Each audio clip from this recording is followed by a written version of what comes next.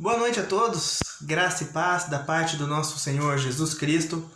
Estou aqui mais uma vez para compartilhar a palavra do nosso Deus com vocês nesse momento.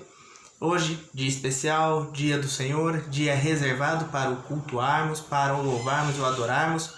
Por isso, nesse momento, quero convidar você para que, com muita atenção reverente, atente para esse momento, reúna sua família, orem juntos. Reservem esse momento para que possam cultuar ao Senhor, para que possam estar realmente atentos para a palavra que será anunciada e que não são palavras humanas, né? Não são palavras meramente escritas por homens, baseadas em entendimento humano, mas é viva instrução inspirada pelo Espírito Santo de Deus para comunicar a nós toda a verdade, todo o entendimento da qual nós necessitamos para conhecer a Deus, para nos relacionarmos com Ele, para entendermos mais da sua obra maravilhosa e o seu propósito maravilhoso em nossas vidas. Amém? Então temos um momento de oração. Bendito Deus, amado Pai, graças nós te rendemos porque agora estamos prestes a ouvir da Tua palavra, Pai, a nos achegarmos mais próximos de Ti para nos alimentarmos daquilo que é santo, daquilo que é verdadeiro, daquilo que é honrável, Pai, da Tua santa palavra que direciona o nosso viver, que direciona cada uma das nossas atitudes, Pai. Por isso eu quero suplicar a Ti que fale aos nossos corações nesse momento através do Teu Santo Espírito. Quebra, Pai, todo endurecimento de mente, Pai, todo endurecimento de coração que muitas vezes nos impede de nos achegarmos à plena verdade, para que possamos receber da Tua palavra como atentos filhos, submissos e sedentos, ó Pai, da Tua palavra, da Tua verdade, ó Pai. Em nome santo de Jesus que nós oramos e te pedimos nesse momento. Amém, ó Pai. Amém. Eu quero ler com vocês o texto que se encontra em Hebreus, capítulo 5, do primeiro verso ao verso 10. Hebreus 5, do 1 ao 10. Assim nos diz a palavra de Deus. Porque todo sumo sacerdote, sendo tomado dentre os homens, é constituído nas coisas concernentes a Deus, a favor dos homens para oferecer tanto dons como sacrifícios pelos pecados, e é capaz de condoer-se dos ignorantes e dos que erram, pois também ele mesmo está rodeado de fraquezas, e por esta razão deve oferecer sacrifícios pelos pecados, tanto do povo como de si mesmo. Ninguém, pois, toma esta honra para si mesmo, senão quando chamado por Deus, como aconteceu com Arão. Assim também Cristo, a si mesmo, não se glorificou para se tornar sumo sacerdote, mas glorificou aquele que lhe disse: Tu és o meu filho, e hoje te gerei. Como em outro lugar também diz: Tu és sacerdote para sempre, segundo a ordem de Melquisedeque. Ele, Jesus, nos dias da sua carne, tendo oferecido com forte clamor e lágrimas, orações e súplicas, a quem o podia livrar da morte, e tendo sido ouvido por causa da sua piedade, embora sendo filho de Deus, aprendeu a obediência pelas coisas que sofreu, e tendo sido aperfeiçoado, tornou-se o autor da salvação eterna para todos os que lhe obedecem, tendo sido nomeado por Deus sumo sacerdote, segundo a ordem de Melquisedeque. Muito bem, irmãos. Tenhamos em vista sobre a atribuição que o autor de Hebreus está fazendo a Cristo. Esse texto que nós lemos é uma das passagens de todo o livro de Hebreus que visa realmente enfatizar a pessoa de Cristo, o Filho do Deus vivo, como o sumo sacerdote, o supremo sumo sacerdote. Ou seja, é mais uma atribuição que é dada a Cristo como mediador. Na semana passada nós vimos que no discurso de Pedro que Cristo era realmente um profeta, né? Aquele que carregava as palavras dadas de Deus para transmitir ao seu povo. E agora na carta de Hebreus nós temos uma outra ênfase mostrando Cristo que na sua vida, no seu ministério, cumpriu um papel sacerdotal. Mas tenhamos em vista isso. Afinal de contas, o que é um sacerdote? É basicamente o contraponto do profeta. Se o profeta, por sua vez, é aquele que leva as palavras de Deus, que porta a vontade de Deus para comunicá-la, para expressá-la ao povo, o sacerdote é aquele que carrega a vontade do povo, né, que carrega a voz do povo e assim leva também perante a presença de Deus através dos sacrifícios, através dos holocaustos. Então era o sacerdote que mediava o relacionamento do povo para com Deus, né, quando o povo precisava se chegar a Deus para apresentar o seu arrependimento através dos sacrifícios, dos holocaustos necessários, ou até mesmo para expressar louvor, para expressar gratidão, ou para dar cumprimento num voto, ou até mesmo celebrar uma ação de graça. Tudo isso passava pelo sacerdote. Só o sacerdote era a pessoa autorizada a apresentar sacrifícios perante Deus. Então o povo se reportava ao sacerdote, que por sua vez então realizava os sacrifícios, apresentava as ofertas perante Deus. E quem era sacerdote, né? A quem Deus atribuiu como para ser sacerdote do seu povo? Era quem tivesse vontade? Era quem tivesse vocação para isso? Não. A vocação de Deus para o sacerdócio era a linhagem de Arão. Arão, né, irmão de Moisés, oriundo da tribo de Levi, e os seus descendentes foram consagrados por Deus como sacerdote. Então, os filhos de Arão foram sacerdotes, os netos de Arão foram sacerdotes, os bisnetos, seus tataranetos. Todo o sacerdote era constituído da linhagem genealógica de Arão, porque foi essa linhagem consagrada, escolhida por Deus, não por vontade própria, mas Deus os consagrou para esse ofício. E tanto que até mesmo durante a vida de Moisés, houve quem se levantasse e questionasse isso, se perguntasse por que era Arão e por que não poderia ser outros, e até chegaram a desafiar, né, essa ordenança, mas foram envergonhados quando o próprio Deus fez florescer a vara de Arão, confirmando assim a sua vocação divina para então representar as ofertas do povo perante Deus. E aí, essa função, desde que foi estabelecida por Moisés, quando a nação de Israel as tribos estavam se organizando para ser um povo completamente consagrado à vontade de Deus. Então foi estabelecido o ofício sacerdotal, e que perdurou por muitos anos, por muitos séculos, e o povo entendeu isso. E aí a gente pode se perguntar, interessante essa função do sacerdote.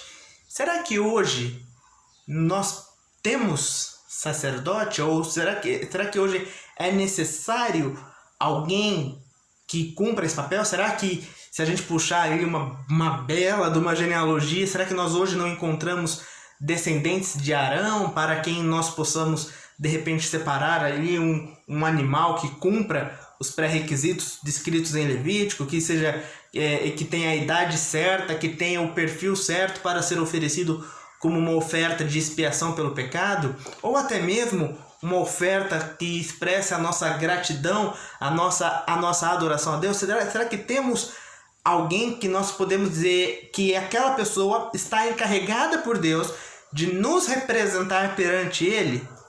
A resposta é não.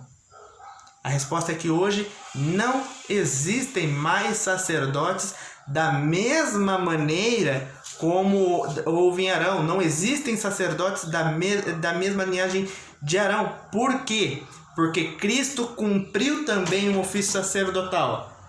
mas de uma ordem superior à de Arão.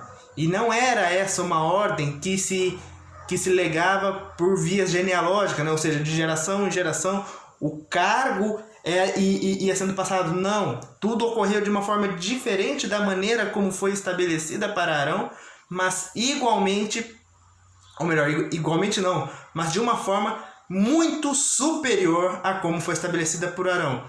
Mas por que isso? Por que Cristo, então, cumpre o papel de sacerdote, mas de uma forma superior à de Arão? Por que Deus não aproveitou, então, para revelar o seu sumo sacerdote na linhagem de Arão? Ou por que a linhagem de Arão, de certa forma, precisou ser substituída?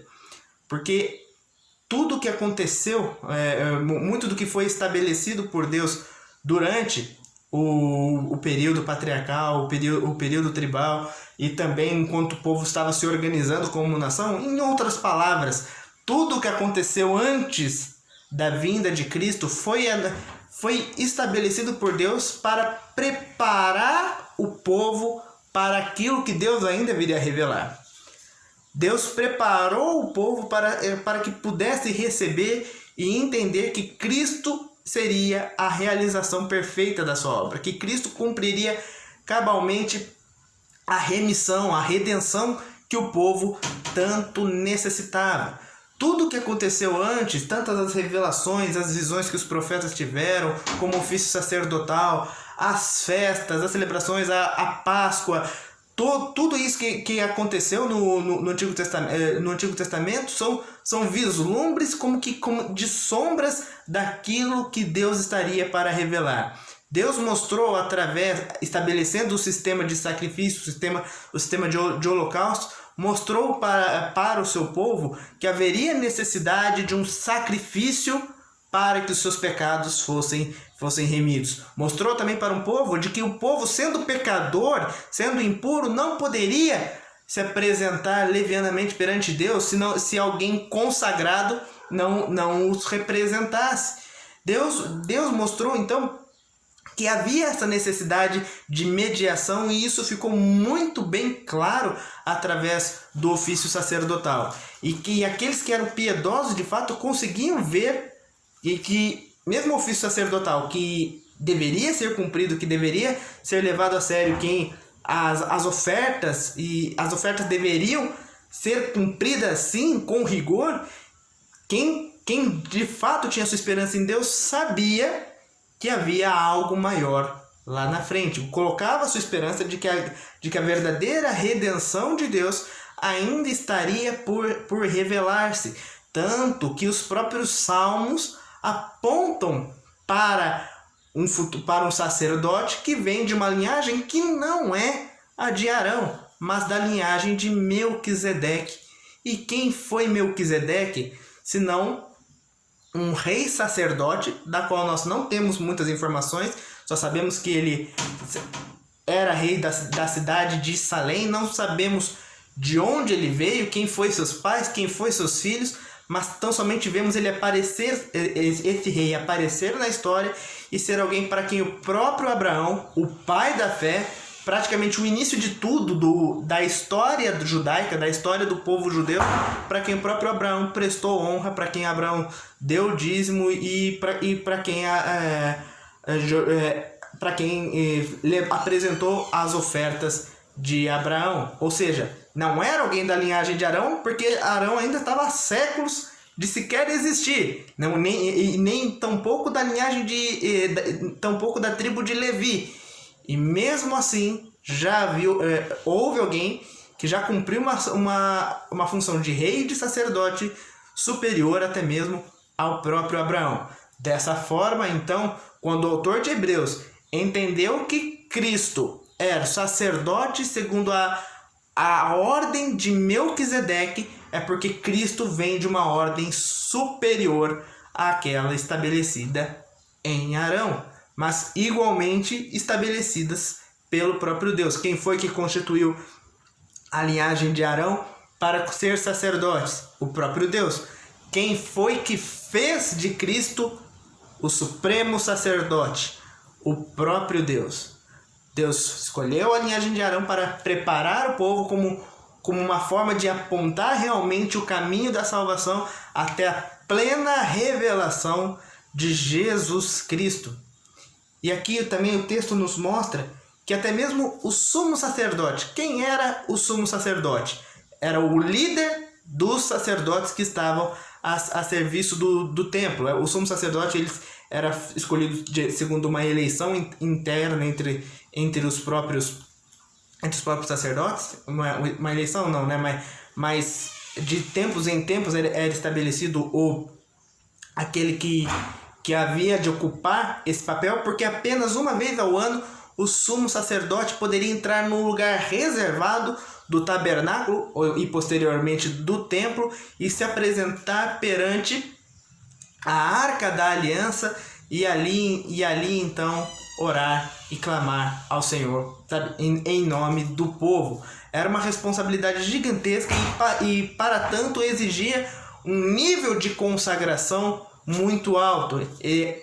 Com certeza os sacerdotes eram homens diferenciados da sua época, eram homens diferenciados do seu povo. As regras pelas quais os sacerdotes viviam, pelas quais os levitas viviam, era diferente da regra comum, da regra para o povo, tanto que, aí, um exemplo, sacerdotes não poderiam possuir terras, eles não tinham terras equivalentes da mesma maneira como a Canaã foi distribuída para as demais tribos. Por isso, cidades de cada tribo foram então designadas para que os sacerdotes pudessem ali morar, mas não era para que os levitas morassem ali, mas não era a propriedade do levita, né? Então, enquanto que os sacerdotes dedicavam sua vida única e exclusivamente a serviço do templo. Então vejam a responsabilidade. Eram homens diferentes. E mesmo esses homens possuíam pecados.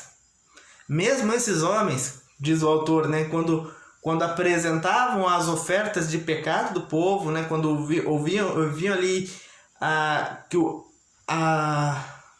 as faltas que o povo cometeu e para apresentar a oferta, os sacerdotes eram capazes de se compadecer das pessoas, porque entendiam aquela amargura, porque eles igualmente também estavam rodeados de fraqueza.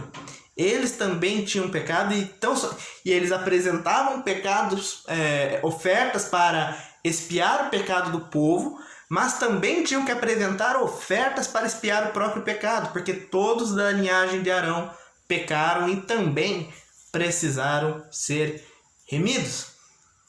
E então veio a obra de Cristo, veio a revelação do Filho de Deus, aquele que viveu de modo singular, que a despeito de ser Filho de Deus, ele não nem por isso usurpou a glória de Deus. Ele foi tratado como homem, ele nunca reivindicou, sabe, um tratamento especial, para que ele fosse um humano perfeito para nos representar, para ser um sacerdote que, diferente dos demais, não precisou confessar os seus pecados, não precisou apresentar uma oferta por si, porque ele mesmo era perfeito. Ele não apresentou os seus pecados, mas carregou em si mesmo todos os pecados do povo de Deus. Todos os pecados daqueles que foram escolhidos segundo a santa benevolência do nosso Deus. E diferente também dos sacerdotes da linhagem de Arão, Cristo, ele mesmo se entregou como sacrifício. Ele não apresentou um outro sacrifício, ele não levou um animal, mas o seu corpo foi imolado como uma oferta, o seu corpo foi dado como um holocausto pela expiação dos pecados do povo de Deus. Ele é tanto quem leva a oferta, como ele em si é a própria oferta, né? Lembre-se das palavras de João Batista, quando viu a Cristo, e então aponta para a multidão, indica Cristo para a multidão, para os seus seguidores, e fala Eis ali o Cordeiro de Deus que tira o pecado do mundo. Ele é o Cordeiro, ele é a oferta que vai ser apresentada, e aí Cristo foi designado por Deus para isso, ele mesmo quem apresentou essa oferta. E diferente de tudo que foi feito pelos sacerdotes, a obra de Cristo, o papel sacerdotal de Cristo é de uma vez por todas. Uma vez feito, uma vez apresentado esse sacrifício, a sua relevância, a sua durabilidade, ela é permanente. Ele tira o pecado do povo de Deus de uma vez por todas. Cristo não precisa morrer dia após dia para que a igreja seja limpa, mas uma vez que ele deu o seu sangue, ele se apresentou em nosso lugar e carregando sobre si toda a nossa culpa, todos os nossos pecados, toda a nossa dívida foi paga de uma vez por todas. O sangue de Cristo derramou uma vez só e é mais do que suficiente para purificar nossas almas e nos dar então a salvação. Ser feito cumprindo assim como o autor disse, então ele foi feito o autor da salvação.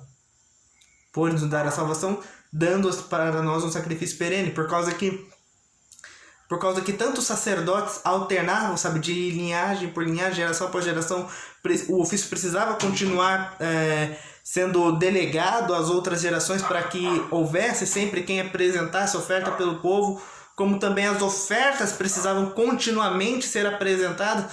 Se eu pecasse e apresentasse ali uma oferta pelo pecado, e então eu saísse do templo e eu pecasse de novo, eu teria que apresentar uma nova oferta pelo meu pecado. Mas Cristo fez por nós a oferta definitiva. Por isso, então, voltando para os dias de hoje, não existe ninguém, não existe pastor, não existe padre, não existe líder de religião, de seita, de igreja, de comunidade, ou como você queira chamar, que possa cumprir o que Cristo cumpriu. Não existe ninguém que carregue em si os nossos pecados, toda a nossa ofensa, e seja capaz de neutralizá-la, que seja capaz de nos purificar completamente perante Deus, nos fazer aceito, mediando assim o nosso relacionamento com o próprio Deus. Não existe ninguém que faça isso por nós. Um pastor não pode representar, sabe, cada um dos seus membros. Deus não nos deu autoridade para isso, e nem a ninguém senão ao seu próprio Filho. E hoje, quando nós pecamos, o que nós podemos fazer? Nós podemos nos achegar perante Deus para pedir perdão.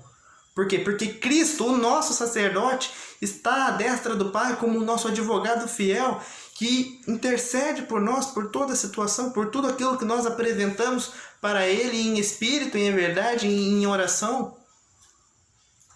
É por isso que, então, a Igreja Reformada estabelece, entende claramente que, à luz principalmente do ensino do Novo Testamento, que agora nós vivemos o sacerdócio universal de todos os crentes, que todos aqueles que foram purificados em Cristo são feitos sacerdotes porque podem se achegar a Deus, não precisam se reportar a uma outra pessoa para se achegar a Deus.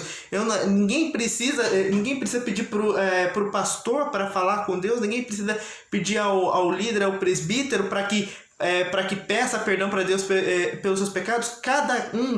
Cada um que tem o Espírito Santo de Deus em sua vida, para cada um que já nasceu de novo, que vive a nova vida em Cristo Jesus, cada um de nós pode se apresentar perante Deus, porque Cristo está intercedendo por nós.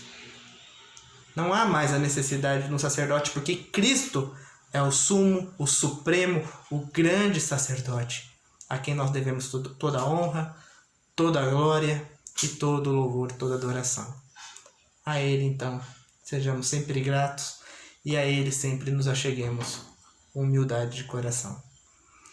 Soberano Deus, eu agradeço ao Senhor, ó Pai, por o momento de ouvirmos a Tua Palavra, por aprendermos, ó Pai, um pouco mais sobre quão importante a obra do Teu Filho amado foi por nós, ó Pai, a ponto de expiar os nossos pecados, de de nos purificarmos, ó Pai, para que hoje tivéssemos livre acesso a Ti, e que essa oração que faço agora só é recebida a Ti, ó Pai, porque temos a certeza de que essa mediação foi feita em Cristo Jesus. Peço para que o Senhor abençoe a vida de cada um que está assistindo esse vídeo nesse momento. Dê, ó Pai, uma semana abençoada, guardada na Tua presença. Livra-nos de todo mal, livra-nos do pecado, ó Pai, e nos dá sempre o entendimento necessário para sempre Te buscarmos como prioridade, como aquele a quem nós devemos de fato todas as coisas, ó Pai. Ó Pai, nos abençoe também no restante dessa noite. É o que eu Te peço no nome santo de Jesus. Amém, ó Pai. Amém, irmãos. Apenas um aviso para vocês. Dois, na verdade. Terça-feira, 8 horas da noite, teremos a nossa a transmissão da reunião de oração na página da Igreja Presbiteriana de Ivaiporã. Então não deixe de acompanhar e participar conosco. Quarta-feira, 7h30 da noite, nós teremos no templo da igreja, na Avenida Tancredo Neves, número 159, a participação do pastor Sérgio conosco, que ele vai trazer a mensagem, vai também celebrar a ceia do Senhor juntamente conosco, e também nós teremos a assembleia da congregação. Então todos os membros da congregação estão convocados a participarem para ouvir a prestação de contas, para ouvirem os relatórios e também para celebrarmos da mesa do Senhor como irmãos. E se você está em plena comunhão com o nosso Senhor, se você é membro de uma igreja evangélica e deseja também celebrar esse momento, venha, é o nosso convidado para participar conosco também, quarta-feira, às 7h30 da noite, tá bom? Deus os abençoe, uma boa semana a todos vocês.